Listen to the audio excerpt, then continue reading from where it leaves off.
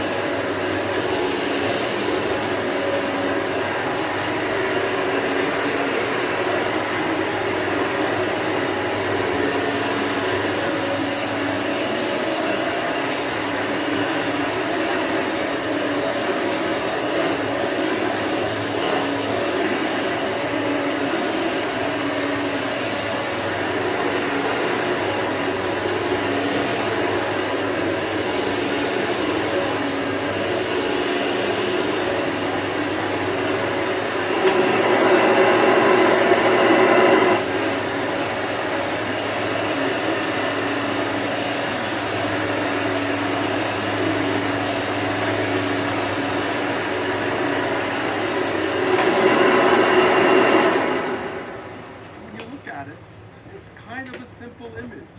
And that's good. It's so